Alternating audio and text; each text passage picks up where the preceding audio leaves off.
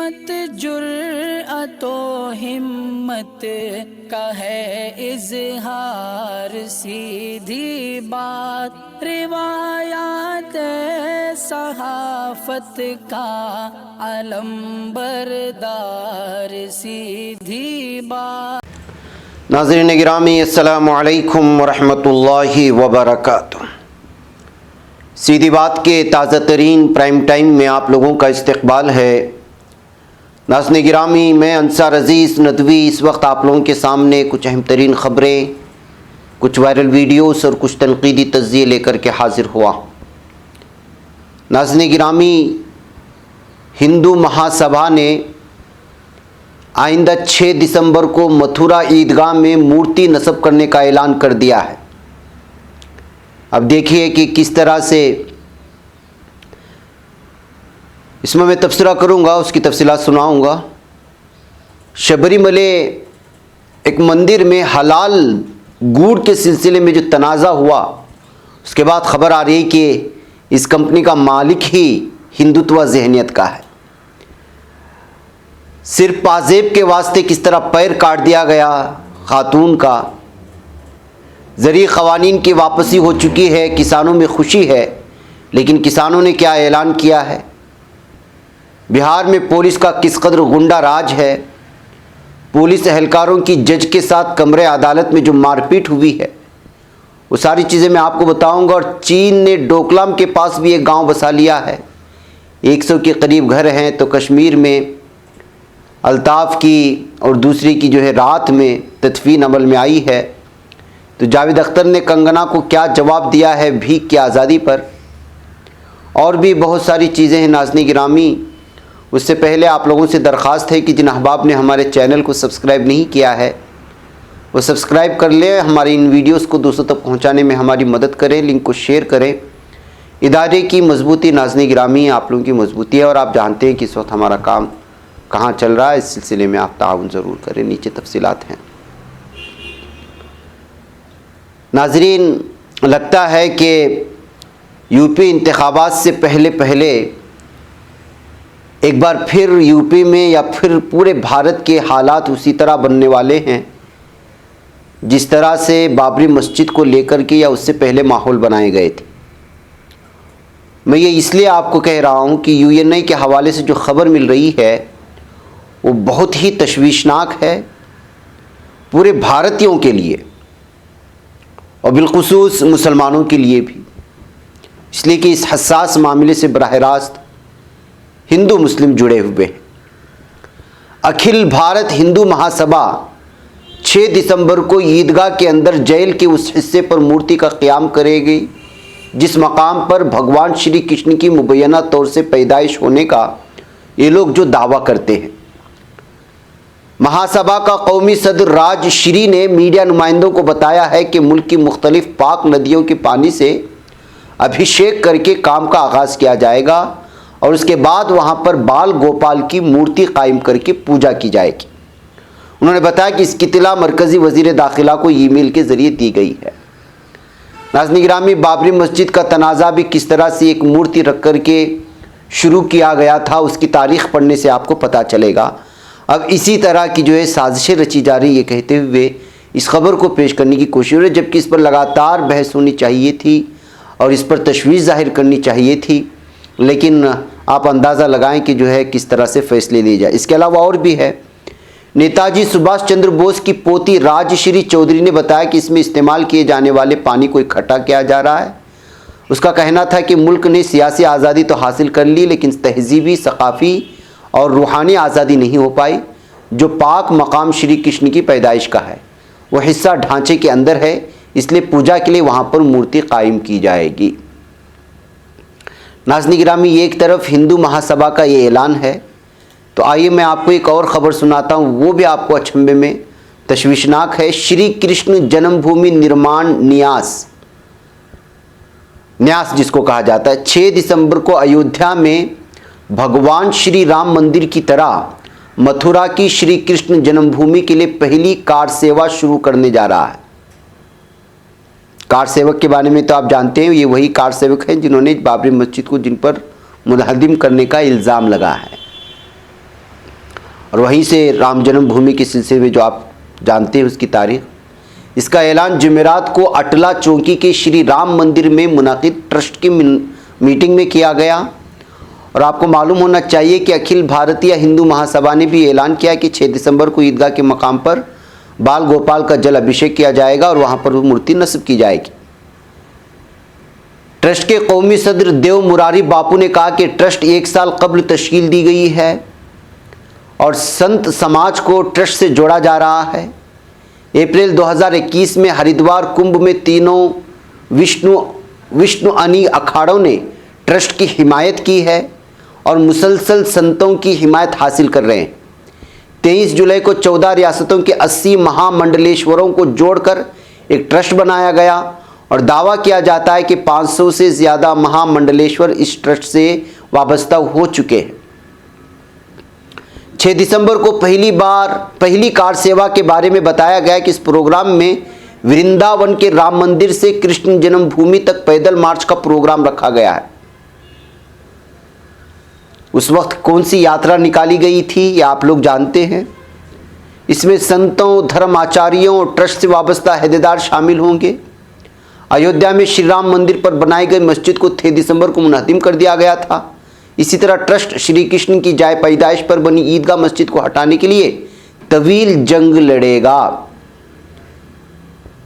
Meeting में महामंडलेश्वर रघुनाथ दास, दामोदर दास, नागा कुणाल गिरीश निरंजन अखाड़ा, प्रेमानंद गिरी, जूना अखाड़ा, नागा राजेश्वर दास, महंत देवदास राम, आचार्य महेश शास्त्री, बलराम दास और अवरिया बाबा, हरिशंकर दीक्षित, लक्ष्मण आचार्य, नारायण दास, प्राकरणा दास और परशुराम और हृदय दास, राम भरद दास जी, वीर सिंह, इस तमाम के तमाम लोग मौजूद थे इस मीटिंग में। और अब उसी तरह ईदगाह में बनी मस्जिद को मुनहदिम करने, शहीद करने की मंसूबाबंदी चल रही है और कार सेवा के नाम पर जुलूस वगैरह निकाल करके, जैसे पहले कोई यात्रा निकाली गई थी, आपको मालूम है उस यात्रा को कौन साथ में लेकर के चल रहा था, अब ये सारी चीज़ें हो रही हैं। अब आप अंदाज़ा लगाएं कि यूपी इंतखाबात से पहले यूपी और भारत की क्या सिचुएशन बनाने की तैयारियां जारी हैं और किस तरह के फैसले लिए जा रहे हैं इस वक्त ईदगाह में बनी मस्जिद को हटाने के लिए। और अभी तक हम लोग जो है ख्वाब गफलत में बैठे हुए हैं। बहर कैफ नाज़रीन गिरामी, अब आइए बात करते हैं एक मंदिर में हलाल गुड़ दिए जाने की प्रसाद में किस तरह तनाज़ा बढ़ाते हैं ये बीजेपी लीडरान और किस तरह से जो है हकीकत से परे लोगों को गुमराह करने की कोशिश करते हैं। शबरीमले आप तो जानते हैं केरला तिरुवनंतपुरम में ये मशहूर मंदिर है। यहाँ बिलखुसूस कर्नाटका, आंध्रा, तमिलनाडु और साउथ के जो अहम तरीन रियासतें हैं वहाँ के हिंदू भाइयों की अकीदतमंदी इससे जुड़े हुए हैं। यहाँ माला पहना जाता है, एक लंबी उसकी कार्रवाई है और यहाँ पर जो अकीदतमंद हाजिर होते हैं उनको प्रसाद दिया जाता है अलग अलग नामों से। उसके एक प्रसाद में हलाल गुड़ दिए जाने की खबर सामने आई और असल में सवाल करने वाला केरला का बीजेपी रियासती सदर के सुरेंद्रन था। उसने कहा कि एक मंदिर में हलाल नाम से चलने वाले गुड़ को प्रसाद में मिलाकर के दिया जा रहा है, आखिर हमें क्या हो चुका है और क्या हो रहा है। ये बात जैसे ही सामने आई, लोग हकीकत जाने बगैर यहाँ की मीडिया में, यहाँ की वेबसाइट्स में, यहाँ के अहम चैनल में इस पर बहस शुरू हो गई मुसलमानों को और हलाल लफ्ज़ को निशाने पर लिया जाने लगा। लेकिन बाद में जाकर के पता चला कि ये जो हलाल गुड़ की कंपनी है वो खुद एक शिवसेना लीडर की है, एक हिंदू की है। जी हाँ नाज़रीन गिरामी, महाराष्ट्र के पुणे से ताल्लुक़ रखने वाले वर्धन आग्रो प्रोसेसिंग लिमिटेड कंपनी इसकी जो है पैकेट तैयार करती है। इसके अलावा इस कंपनी का मालिक धैर्यशील ध्यानदेव कदम महाराष्ट्र के शिवसेना का लीडर रह चुका है और ये तस्वीर आप देख सकते हैं यहाँ पर, जिसकी वेबसाइट के ज़रिए से सारे हक़ाइक़ सामने लाई गई हैं। और कंपनी ने सारी तफसीलात यहाँ पर रख दी हैं कंपनी के सिलसिले में। बहरकैफ नाज़रीन गिरामी, ये देख सकते हैं जब आप पूरी तरह से हक़ाइक़ से आरी होते हैं और समझने की कोशिश नहीं करते तो उस वक्त जो है इस तरह हिंदू मुसलमान करके बीजेपी के लीडरान इसका फ़ायदा उठाने की कोशिश करते हैं। अब जब इसकी हकीकत सामने आ गई कि हलाल गुड़ से चलाने वाली का शख्स का ताल्लुक़ जो है वो हिंदू धर्म से है और शिवसेना का लीडर रह चुका है, तो जाहिर सी बात है कि बीजेपी के लीडरान का मजाक उड़ाया जाने लगा। लेकिन नाज़रीन गिरामी, चलते चलते आपको बताता चलूँ कि नफ़रत फैलाने के लिए कितनी छोटी छोटी चीज़ों को बीजेपी लीडरान बड़े पैमाने पे पेश करके मीडिया का इस्तेमाल करती है, ये भी उसकी एक बड़ी मिसाल है। नाज़रीन, सिर्फ और सिर्फ पाजेब के लिए लड़की का पैर काट दिया गया। ये खबर आ रही है राजस्थान से। जी हाँ, चांदी से बने पाजेब को लूटने के लिए गुंडों ने, लुटेरों ने रहम किए बगैर एक बच्ची का, बल्कि खातून का पैर काटकर फिर उसके बाद उसका कत्ल कर दिए जाने की खबरें सामने आ रही। बताया जा रहा है कि राजस्थान के राजसमंद ज़िले के चार भुज नामी इलाके में मामला पेश आया। अपने शोहर के लिए घर से खाना ले जा रही थी कि इस दरमियान में लुटेरों ने उसका पीछा किया और पीछा करने के बाद उसके साथ जो है ये भयानक हादिसा अंजाम आया है, सानिया अंजाम आया है कि उसका पैर काट कर के पाजेब निकाल लिए, फिर उसके बाद उसको कत्ल करके भाग गए। राजस्थान में पेश आया दिल दहला देने वाला सानिहा ये हादिसा और ये वाक़या सो जो है लोगों में खौफ व दहशत पैदा किए हुए। नाज़रीन गिरामी, आज किसानों के लिए बहुत ही खुशी का दिन है। कई महीनों से चल रही उनकी तहरीक कामयाब हुई और बिलाखिर मोदी हुकूमत को घुटनों पर आना पड़ा और जो 3 ज़रई क़वानीन थे, बिल थे, उसको वापस लेना पड़ा। इसका दावा तो किया जा रहा है कि जो फैसले लिए गए थे किसानों के लिए, अब जो फैसले लिए जा रहे हैं वो मुल्क के लिए। लेकिन जाहिर सी बात है कि इसमें बीजेपी की मुकम्मल नाकामी सामने आ चुकी है और किसानों की तहरीक के सामने वो अपनी हार मान चुकी है। लेकिन किसान लीडर राकेश टिकैत ने कहा है कि तहरीक अभी ख़त्म नहीं होगी। आपसे किसने कहा कि तहरीक ख़त्म हो रही है? ये जारी रहेगी। संयुक्त किसान मोर्चा की 9 मेंबरान पर मुश्तमिल एक कमेटी आज मीटिंग करने जा रही है। हम कानूनी पहलुओं पर गौर करेंगे और जो भी फैसला होगा प्रेस कॉन्फ्रेंस के ज़रिए उसकी इत्तला दी जाएगी। टिकैत ने यह भी कहा कि हुकूमत ने अभी कवानीन वापस लेने का सिर्फ ऐलान किया है, इसके लिए उन्हें पार्लियामेंट में जाना होगा। अब MSP के हवाले से कानून साजी भी एक मसला है। कमेटी हुकूमत से तमाम मसाइल पर बातचीत करेगी और जब तक मुकम्मल तौर पर पार्लियामेंट के ज़रिए से MSP के हवाले से मुकम्मल तौर पर जो है हमें यकीन दहानी नहीं होती, तब तक जो है इस तहरीक को ख़त्म करने का सवाल ही नहीं पैदा होता और किसान वापस अपने घर भी नहीं जाएंगे जब तक कि मुकम्मल यकीन दहानी दस्तावेज़ात में नहीं मिल जाते।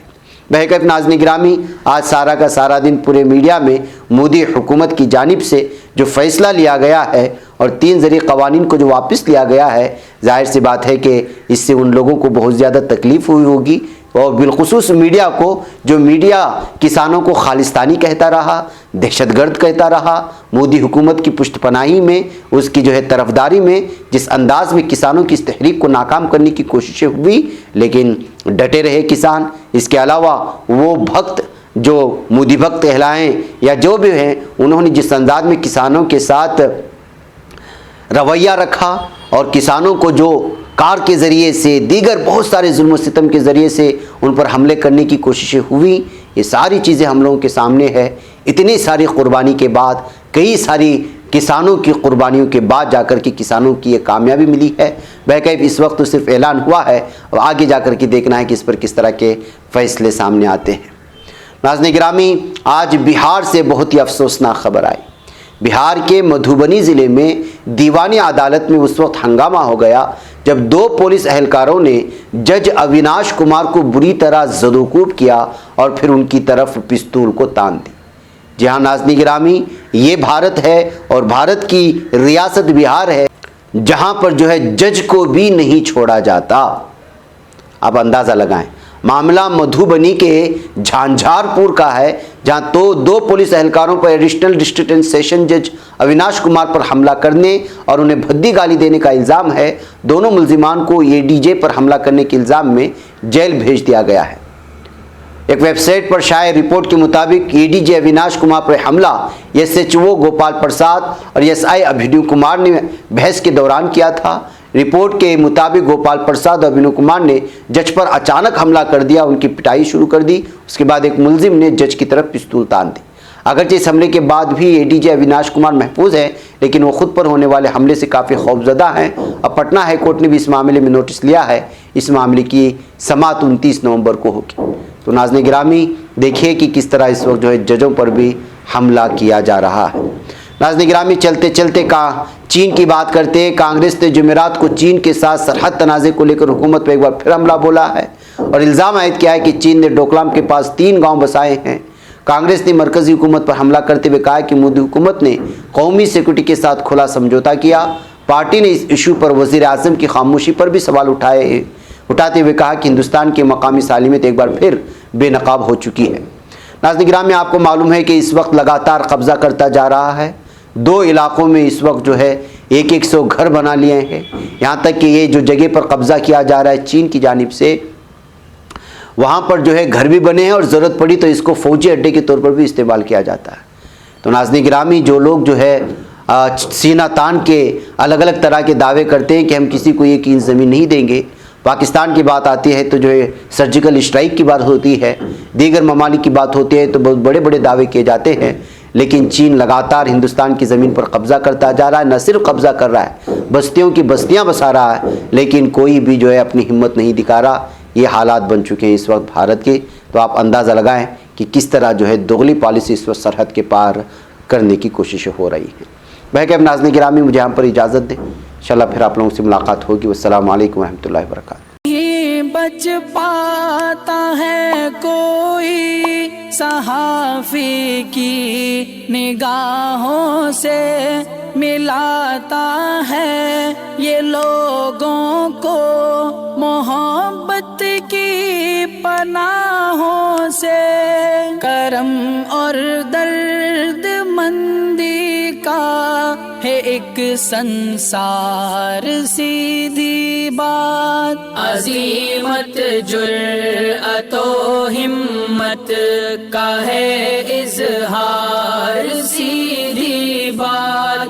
अज़ीमत जुर्अतो हिम्मत का है इज़हार, सीधी बात। ये चैनल हक निगर बनकर कुचल देता है फितनों को।